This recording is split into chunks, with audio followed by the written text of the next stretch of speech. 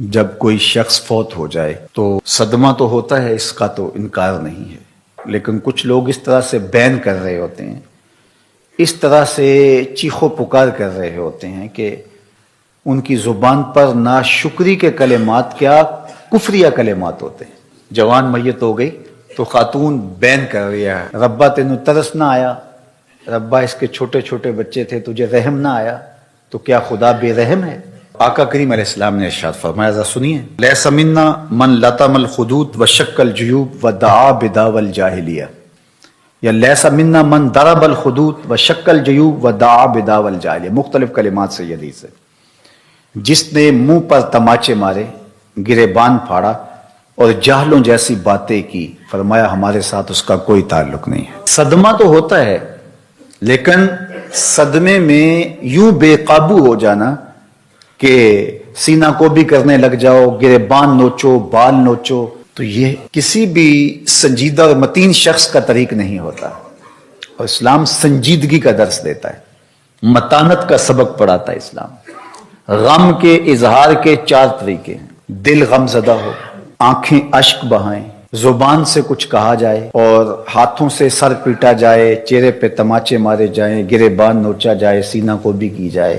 دل کا غم، آنکھوں کا غم یہ رحمان کی طرف سے ہے، زبان کا غم اور ہاتھوں کا غم یہ شیطان کی طرف سے ہے۔ تو دل غم زدہ ہو، آنکھیں اشک بہائیں، شریعت منع نہیں کرتی۔ حضور علیہ السلام کے فرزند حضرت ابراہیم کا جب انتقال ہوا تو آپ کو جب بتایا گیا تو تشریف لائے اور بیٹے کے سرہانے پہ کھڑے ہوئے، وَأَيْنَ رَسُولِ اللَّهِ تَذْرِفَانِ صلی اللہ علیہ وآلہ وسلم، حضور کی مبارک آنکھوں سے مسلسل آنسو بہ رہے تھے، اور آقا کریم علیہ السلام نے ارشاد فرمایا، ابراہیم دل غم زدہ ہے، آنکھیں رو رہی ہیں، لیکن زبان سے وہی کہوں گا جس سے میرا رب راضی ہوگا۔ تو دل کا غم، آنکھوں کا غم یہ رحمان کی طرف سے ہے، زبان سے واویلا، شور و غل، اور ہاتھوں سے کام لینا اور تماچے مارنا، گریبان نوچنا، بال نوچنا یہ شیطان کی طرف سے۔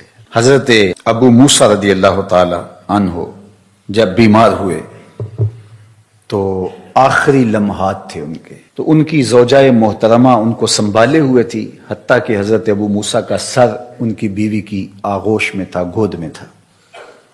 تو جب شوہر ہاتھوں سے نکلتا جا رہا تھا اور نبض کمزور پڑنے لگی تو حضرت ابو موسیٰ کی بیوی نے چیخ ماری، تو حضرت ابو موسیٰ نے اس حالت میں ہی اپنی بیوی کی طرف غور سے دیکھا اور کہا، تو نے وہ سنا نہیں جو میرے حضور نے فرمایا تھا؟ تو وہ فوراً خاموش ہو گئی اور بالکل ان کی وہ کیفیت جو تھی وہ سنبھل گئی۔ تو ہمارے دین نے ہمیں تلقین کی کہ جب صدمہ آئے، جب تکلیف آئے، جب اذیت پہنچے تو متانت کے ساتھ اس وقت بھی رہا جائے۔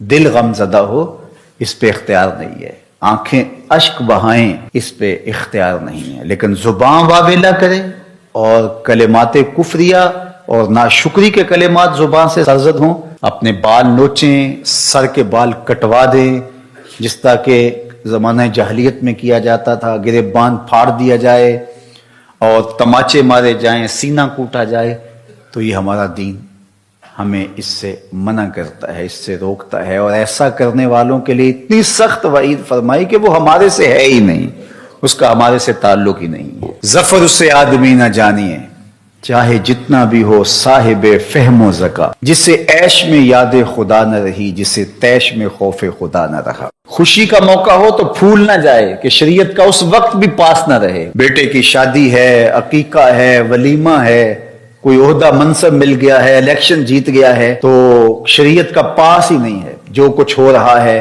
جی بیٹا خوشی کا موقع ہے، مسرتوں کا ہجوم ہے، جو مرضی کرے، اور دوسری جانب غم آئے تو زبان سے ناشکری کے کلمات۔ تو سنجیدگی، متانت اور درمیانہ راستہ ہمارے دین نے ہمیں بتایا ہے۔ دین پر عمل کرتے ہوئے کیا مشکل پیش آئی؟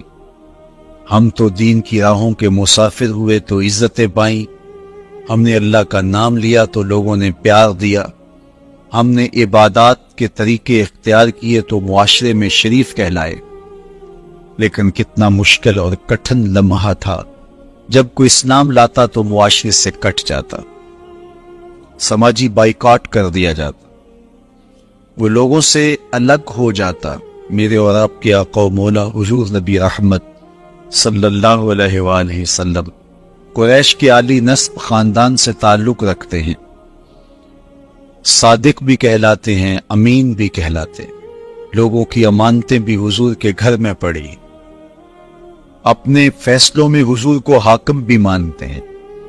لیکن جب اللہ کی توحید کا اعلان کیا، جب لوگوں کو راہ راست اور راہ حق کی طرف بلایا تو یہ سارے مخالف ہو جاتے ہیں، حتیٰ کہ اپنے سقے عزیز بھی کتنے دل آزار جملے بولتے ہیں، تبًا لک ہنالک سائر الیوم الہذا جمعتنا۔ یہ رشتے میں سکا چچا بولتا ہے۔ اللہ اکبر، مشکلیں صحیح، تکلیفیں صحیح، سماجی مقاطعہ ہوا، سوشل بائیکاٹ ہوا۔ شاب ابی طالب کے 3 سال کس کٹھن حالات میں حضور اور حضور کے غلاموں نے اور خاندان والوں نے کاٹے، حتیٰ کہ درختوں کے پتے کھا کھا کے گزر اوقات ہوتے، معاہدہ لکھ کے کعبۃ اللہ کے ساتھ لٹکا دیا گیا، اور یہ اتنے سنگ دل ثابت ہوئے کہ باہر سے کوئی تجارتی قافلہ آتا جس کے پاس اغذیہ ہوتی، کھانے پینے کی اشیاء ہوتی، تو ان کو ادھر جانے نہ دیتے، مبادہ کہیں یہ خرید نہ لیں۔ ان کا خیال یہ تھا کہ یہ پھوک سے دم توڑ جائیں، اور نیا دین جو لے کر کے آئے ہیں وہ شاب ابی طالب میں اس گھاٹی کے اندر ہی اپنے آخری دن پورے کرے۔ لیکن جس کو اللہ نے سر بلند کرنا ہو، عزت دینی ہو، جس دین کو پوری دنیا کے اوپر غالب ہونا تھا، اس کو کون روک سکتا تھا؟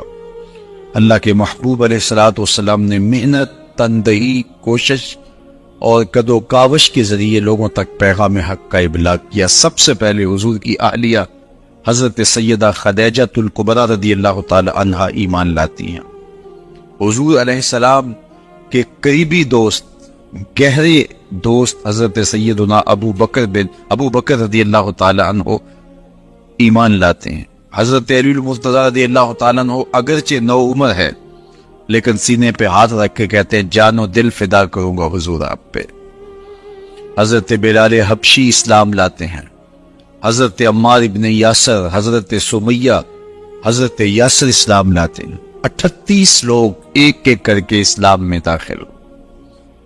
کفار تو چاہتے تھے کوئی دوسرا شخص ان کے ساتھ کھڑا نہ ہو، تو جب وہ 38 لوگ حضور کے ساتھ کھڑے ہو گئے تو ان کے لیے بڑا اذیت ناک لمحہ تھا کہ یہ تحریک جس کو ہم روکنا چاہتے ہیں یہ پھیلتی چلی جا رہی ہے، لوگ اس کے ساتھ شامل ہوتے چلے جا رہے ہیں، اور لوگ ان کے لیے محبتیں اور ان کے لیے پیار پیش کرتے چلے جا رہے ہیں۔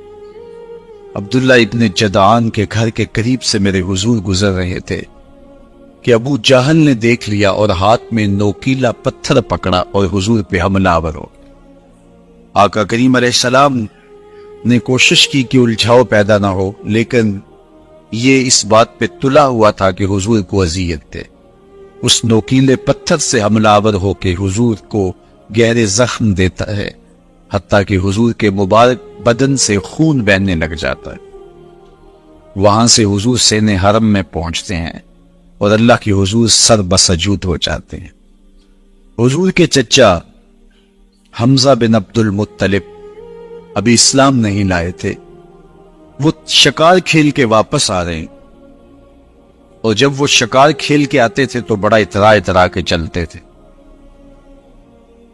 انہوں نے سنا کہ 2 لونڈیاں آپس میں بات کر رہی ہیں۔ اس کو پتا ہوتا نا کہ اس کے بھتیجے کے ساتھ کیا سلوک ہوا ہے تو یہ کبھی بھی ایسی چال نہ چلتا، اس کی ٹوری کوئی اور ہوتی۔ تو رک گئے، قدم خود بخود ٹھہر گئے، روک کے پوچھا کیا ماجرا ہوا؟ کہا تمہارے بھتیجے کو ابو جہل نے مارا ہے اور اس کے نازک بدن سے خون بہتا رہا۔ وہ خاموش تھا لیکن اس نے جان بوجھ کے زیادتی کی اس پر، بس غصے میں بپھر گئے۔ سین حرم کے آس پاس قریش اپنی مسجدیں جمائے بیٹھے ہوتے تھے ڈولیوں کی شکل میں۔ آج امیر حمزہ آئے اور ابو جہل کو تلاش کر کے اپنی کمان کو زور سے اس کے سر پہ مارا اور اس کا سر پھٹ گیا، اور ساتھ بولے تم نے ہمارے بھتیجے کو لاوارث سمجھا ہے؟ اب اس کے حواری کھڑے ہو گئے، لیکن ابو جہل بڑا کائن شخص تھا، اس نے سمجھا کہ یہ تو اب تنہا ہیں، لیکن لڑائی کی آگ روشن ہوگی تو بنو ہاشم بھی نکل آئیں گے تو یہ لڑائی لمبی ہو جائے گی، تو اس کا سبب میں ہوں، قصور میرا ہے۔ اس نے کہا بس مجھ سے غلطی ہو گئی، اس طرح اس نے بات کو ٹال دیا۔ اب حضور کے چچا حضور کو ڈھونڈ رہے ہیں۔ سین حرم میں حضور علیہ السلام اللہ کے حضور سر بسجود ہیں، یہ پاس جا کے کھڑے ہو گئے، کہا یا ابن اخی، اے میرے بھائی کے بیٹے، اے میرے بھتیجے، لیکن حضور سر نہیں اٹھایا۔ اللہ کے حضور اپنے دکھڑے بیان کر رہے ہیں، اسی کسے دے کچھ نہیں لگ دے تے نہ کوئی ساڈا دردی۔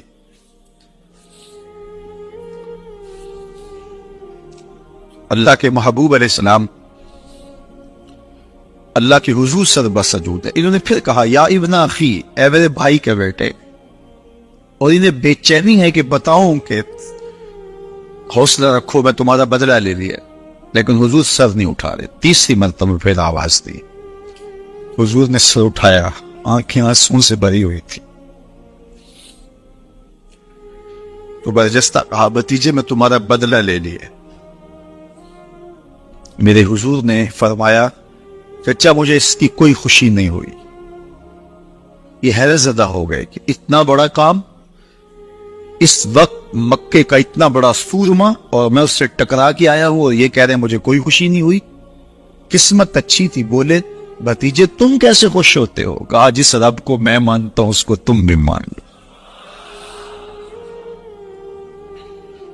تو امیر حمزہ کی قسمت اچھی تھی تو آگے بڑھے اور اسلام کو قبول کر لیا۔ 38 لوگ پہلے مسلمان تھے، یہ 39 میں مسلمان ہو گئے۔ بس ان کا اسلام لانا مسلمانوں کے لیے تسکین قلب کا ساما ہوا۔ حضور کی آنکھوں میں امٹتے ہوئے آنسو، آگے بڑھے، کعبے کو غلاف کو پکڑا، کہا اللہم اعز الاسلام باحب الرجلین الیک بعمر ابن الخطاب اور بعمر ابن حشام۔ اے اللہ ایک شیر دیا ہے، ایک شیر اور دے دے۔ اب تیری مرضی، یا عمر بن خطاب دے دے یا عمر بن حشام دے دے۔ اگرچہ اس نے میرے اوپر پتھر برسائے ہیں، مجھے زخمی کیا ہے، لیکن اگر دین کی تقویت اس سے ہو سکتی ہے تو مالک مجھے کوئی غصہ نہیں۔ چاہے عمر بن حشام، یہ ابو جہل کا نام ہے، مجھے چاہے ابو عمر بن حشام دے دے یا عمر بن خطاب دے دے، ایک شیر دے دیا، ایک شیر اور عطا کر۔ حضور کعبہ کے غلاف سے لپٹ کے اللہ کے حضور دعائیں مانگ رہے ہیں۔ 39 لوگ اسلام لا چکے ہیں، 40ویں کا انتظار ہے۔ اللہ کے محبوب علیہ السلام کی دعائیں ہیں، حضور کی التجائیں ہیں۔ ادھر یہ خبر پورے مکے میں پھیل جاتی ہے کہ حمزہ بھی ایمان لے آئے۔ کفار پر سراسیمگی سی کیفیت پیدا ہو جاتی ہے کہ ہم تو سمجھتے تھے کہ یہ 2-4 لوگ ہیں، 10, 15, 20 لوگ جمع ہو جائیں گے، اور اس طرح کے لوگ بھی اگر ان کے ساتھ شامل ہو گئے تو ان کا راستہ نہیں روکا جا سکے گا۔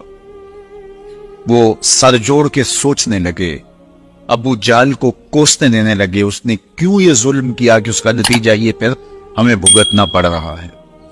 اس کے لیے کوئی تدبیر کرنی چاہیے، اس کے لیے کوئی حکمت سوچنی چاہیے۔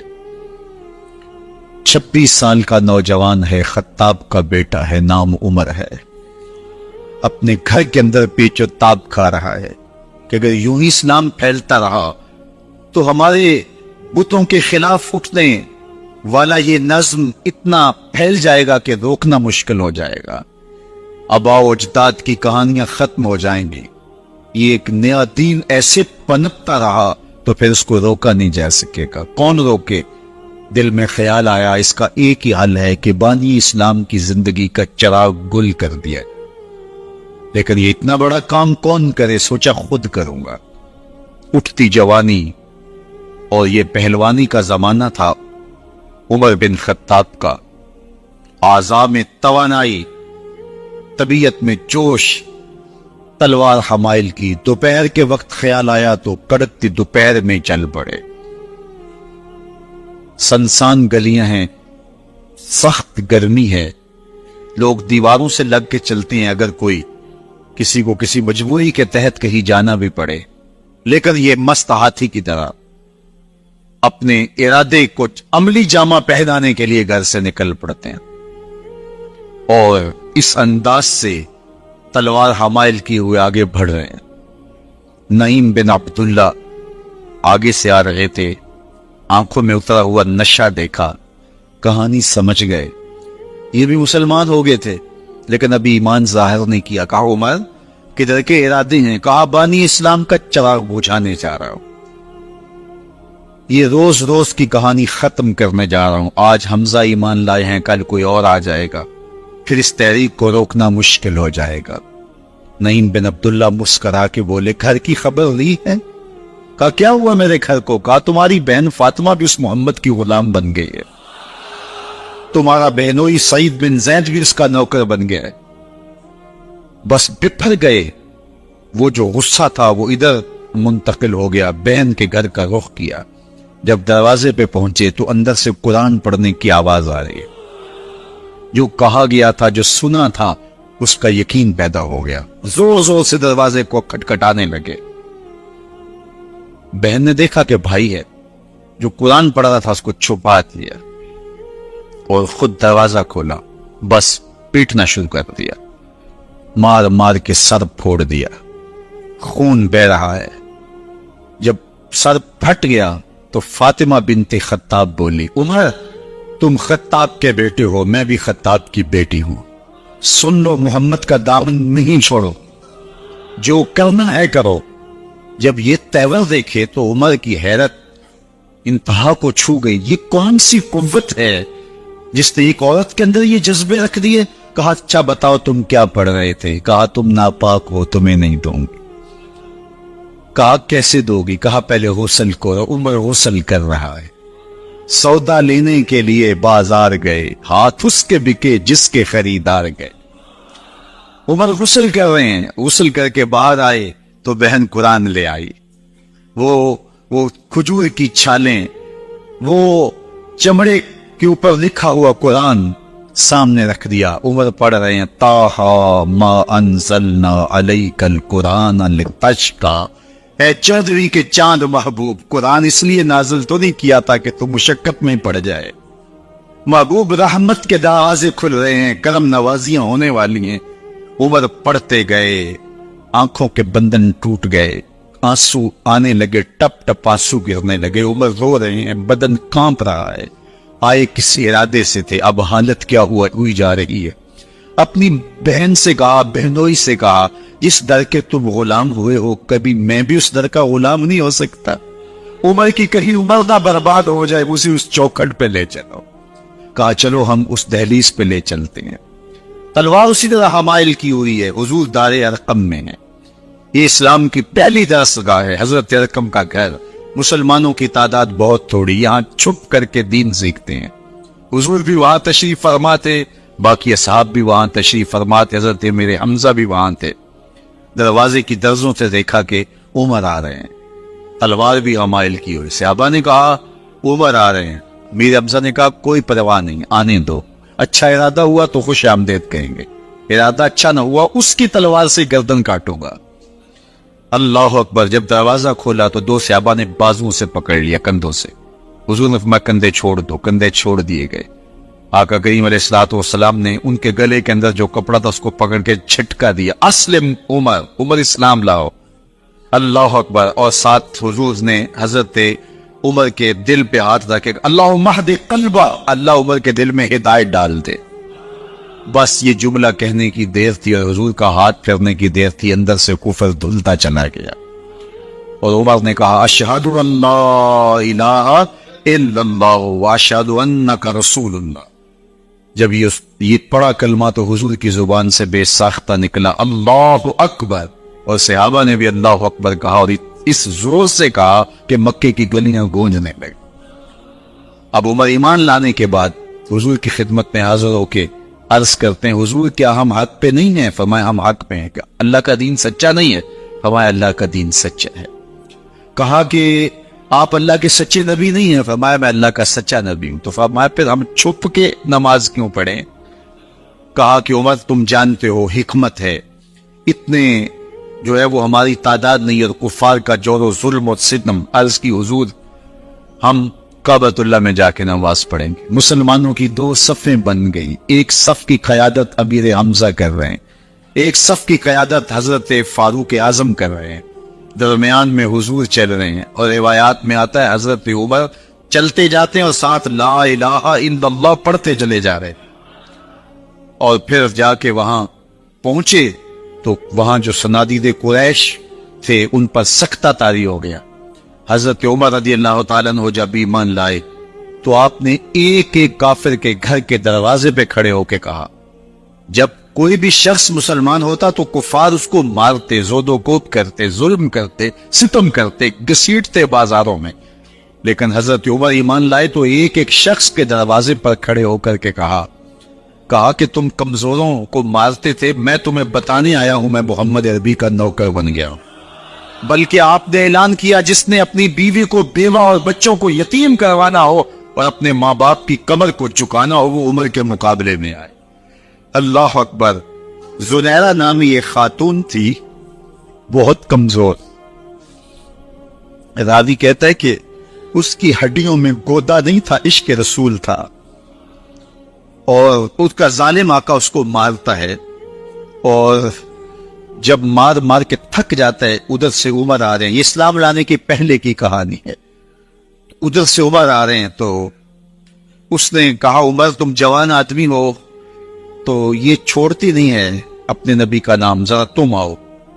عمر کوڑا پکڑ لیتا، اسے مارتے ہیں. مارتے مارتے تھک جاتے ہیں تو پانی پینے لگتے ہیں. تو کہتے مجھے تیرے پہ ترس نہیں آیا لیکن میں ذرا پانی پینے لگا ہوں. اور پھر گلے کے اندر کپ ڈال کر کے کوڑا اس کی رسی کو بل دیتے ہیں اور اس کی آنکھیں باہر نکل آتی ہیں. اور کہتے ہیں بلا اپنے نبی کو جو تیری آنکھوں کی بینائی واپس کرے. اللہ اکبر. تو اس نے آسمان کی طرف منہ کر کے کہا مالک میں کبھی بھی آنکھوں کی بینائی نہ مانگتی لیکن اب تیرے نبی کی عزت کا سوال ہے. آنکھوں کی بینائی واپس ہو جاتی ہے. زنیرہ کو بڑا مارا.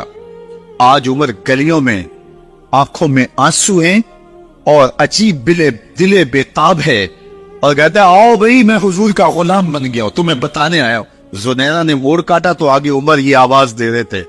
زنیرہ ایک کونے پہ کھڑے ہو کے زور کے کہتی عمر تم تو بڑے اس دن جوش و غضب میں تھے اور تم مارتے ہوئے تھکتے نہیں تھے. تو عمر نے کہا زنیرہ اس دن میں نے دیکھا نہیں تھا، اب میں محمد عربی کو دیکھ آیا ہوں. جنہ ویکھیا نہیں ہو کرن گلا، جنہ ویکھیا نہیں ہو کرن گلا، جنہ ویکھیا ہو تے بول دے نہیں، جڑے محرم راز حقیقت دے اور راز حقیقت کھول دے دیں. تو حضرت عمر رضی اللہ تعالیٰ عنہ ایمان لائے. حضرت عبداللہ ابن مسعود رضی اللہ تعالیٰ عنہ فرماتے ہیں کہ حضرت عمر کا ایمان لانا مسلمانوں کے لیے عزت کا سبب تھا. ان کا ہجرت کرنا مسلمانوں کی نصرت تھی اور ان کی خلافت مسلمانوں کے لیے رحمت تھی. حضرت عمر رضی اللہ تعالی عنہ وہ ہیں کہ میرے حضور نے فرمایا لوگوں جب نیک لوگوں کا ذکر کرو تو میرے عمر کا تذکرہ ضرور کیا کرو. میرا عمر وہ ہے کہ جب وہ ایک جگہ ایک سمت سے آ رہا ہو، ایک گلی اور بازار سے آ رہا ہو تو شیطان بھی آ رہا ہو، عمر کو دیکھ کے راستہ تبدیل کر لیتا ہے. حضرت عمر رضی اللہ تعالی عنہ کی طبیعت کے اندر جو جاؤ جلال تھا، طبیعت کے اندر جو سختی تھی، وہ اسلام کے اندر آ کر بھی قائم رہی. اور آپ نے وہی سختی، وہی جاؤ جلال جو پہلے مسلمانوں کے خلاف تھا، اب کفار کے خلاف، منافقین کے خلاف حضرت عمر کی طبیعت کے اندر وہ جوش و خروش بدستور موجود رہا. لیکن جس دن آپ خلیفہ بنے تو اس دن آپ نے ممبر پہ چڑھ کے جو خطبہ دیا اس میں کہا لوگوں میں سخت اس لیے تھا کہ رسول اللہ نرم تھے، پھر میں سخت اس لیے تھا کہ حضرت ابوبکر صدیق نرم تھے، اب میں تخت خلافت میں بیٹھا ہوں، اب میری سختی جو ہے وہ نرمی میں تبدیل ہو گئی.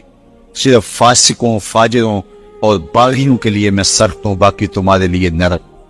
سب سے کم جو تنخواہ بیت المال سے اگر کسی وجود نے لی ہے تو وہ حضرت عمر رضی اللہ تعالیٰ عنہ نے لی. صرف 2 جوڑے لیتے تھے سال میں, اور راوی کہتا ہے کہ میں نے دیکھا ہے کہ اس میں بھی 17 پیوند لگے ہوتے.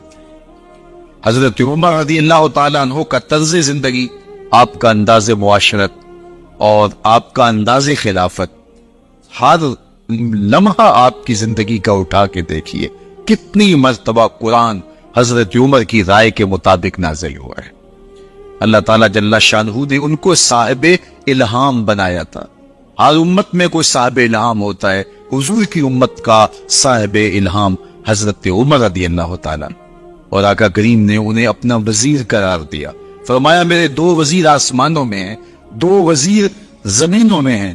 آسمانوں کے وزیر ابو جو ہے وہ جبرائیل اور میکائیل ہیں, اور زمین کے وزیر ابو بکر اور عمر ہیں رضی اللہ تعالی عنہما. تو اللہ تعالیٰ جل شانہ نے حضرت سیدنا صدیق اکبر کے بعد حضرت سیدنا عمر بن خطاب رضی اللہ تعالیٰ عنہ سے جو کام لیا, مختصر دور خلافت کے اندر 10 سال 6 ماہ 4 دن آپ نے خلافت فرمائی ہے.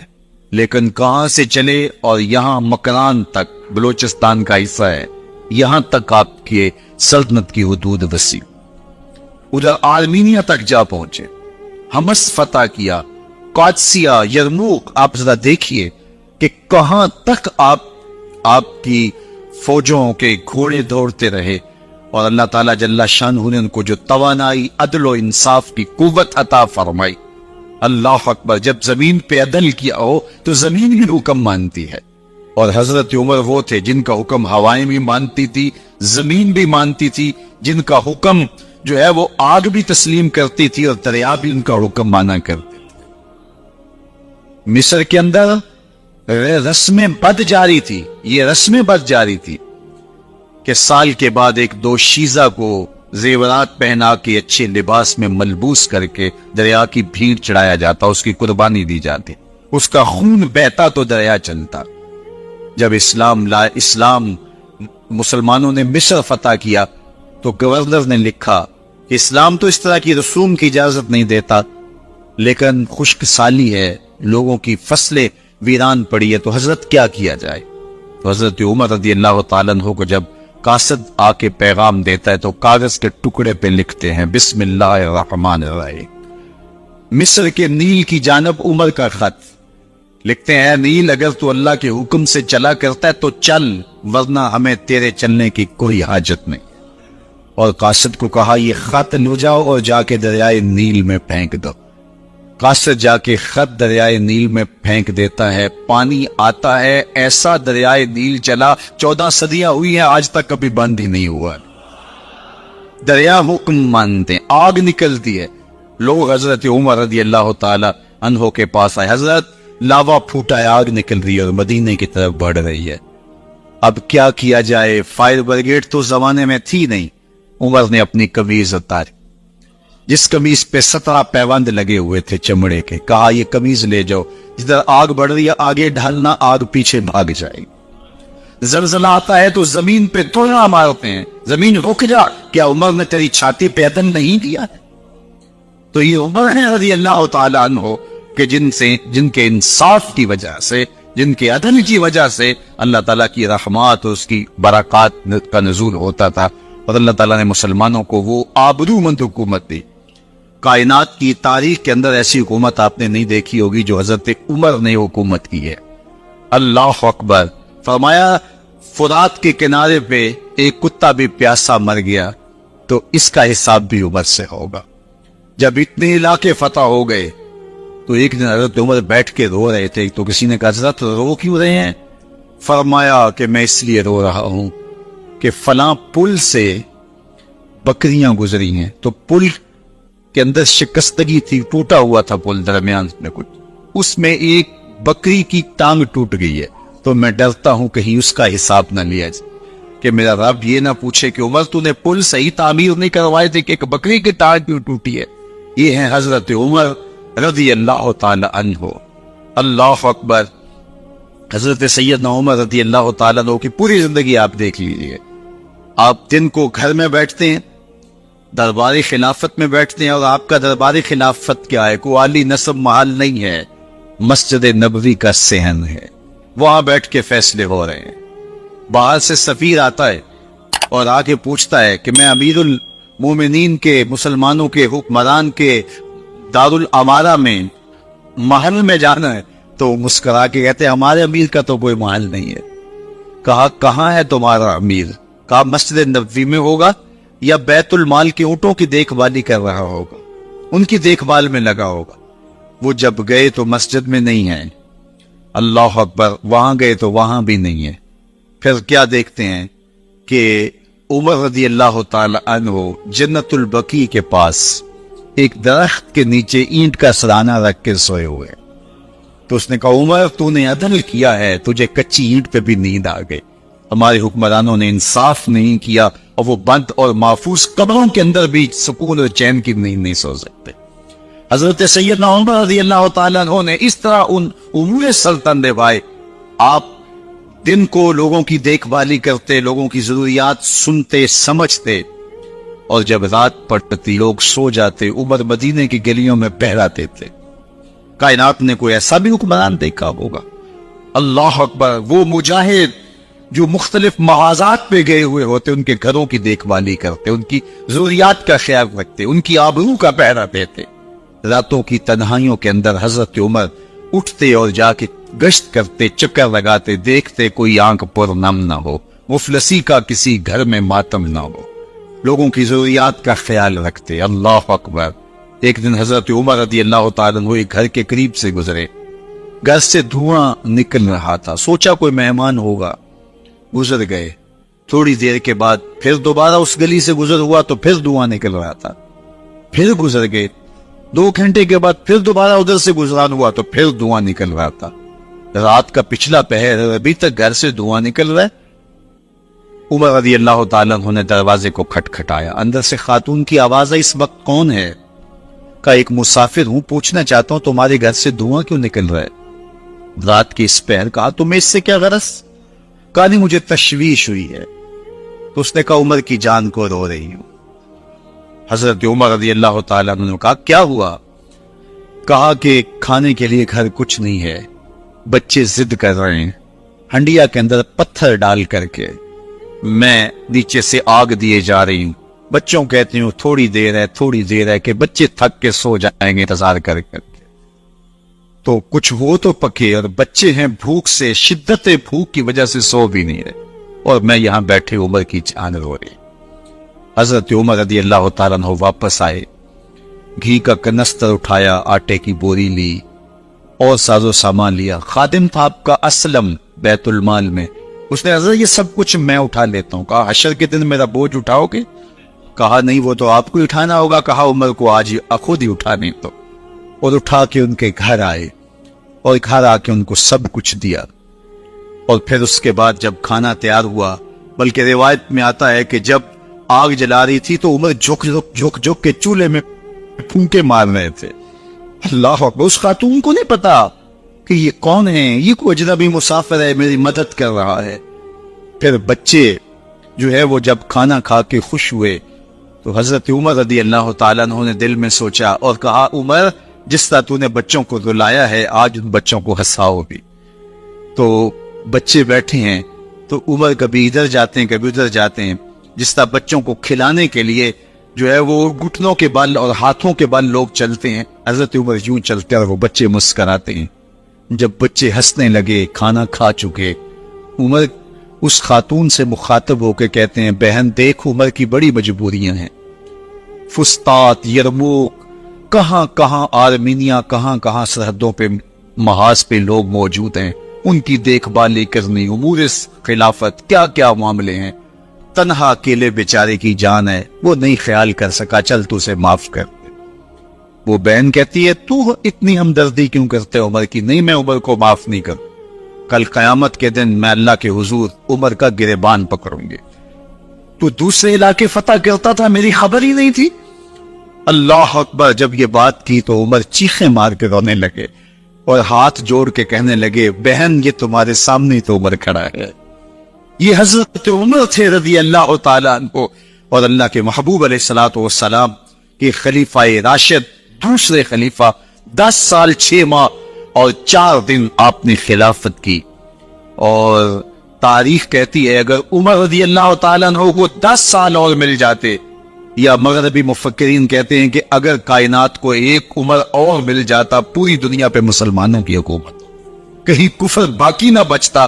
لیکن بدباطن لولو فیروز نامی ایک مجوسی غلام نے نماز فجر پڑھتے ہوئے حضرت عمر بن خطاب رضی اللہ تعالیٰ عنہ پہ حملہ کیا. زہر میں بجھا ہوا خنجر آپ کے جسم میں سرایت کر دیا.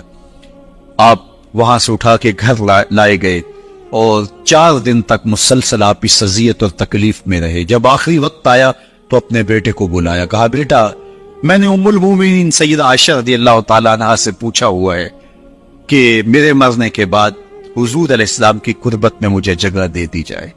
ہو سکتا ہے میں امیر المومنین مسلمانوں کا خلیفہ ہوں تو اس وجہ سے انہوں نے اجازت دے دی ہو، جب میں فوت ہو جاؤں تو ظاہر خلیفہ نہیں رہوں گا، تو پھر جا کے ان کو دوبارہ کہنا کہ میرے باپ کا پیغام ہے، اگر وہ اجازت دے تو مجھے حضور کی قربت میں دفن کر دینا، اور اگر وہ اجازت نہ دیں تو پھر جنت البقیع میں مجھے دفن کر دینا. جب حضرت سیدنا عمر بن خطاب رضی اللہ تعالیٰ عنہ کا انتقال ہو گیا تو آپ کے صاحبزادے ابن عمر حضرت عائشہ رضی اللہ تعالیٰ عنہا کے پاس گئے، کہا کہ میرے باپ کا سلام ہے آپ کے نام. انہوں نے آپ کو زندگی میں کہا تھا کہ حجرہ انور میں سیدنا صدیق اکبر کے ساتھ 2 گز جگہ مجھے بھی نصیب ہو جائے، تو آپ نے اجازت دے دی تھی. تو میرے والد گرامی نے فوت ہوتے ہوئے کہا کہ دوبارہ ام المومنین کے پاس جانا اور دوبارہ پوچھنا. اس وقت تو میں امیر المومنین تھا، ہو سکتا ہے وعدہ کر لیا ہو، لیکن اب اگر آپ اجازت دیں تو یہاں ہم قبر ان کے لیے کھود لیں، ورنہ ہم جنت البقیع میں دفن کر دیں.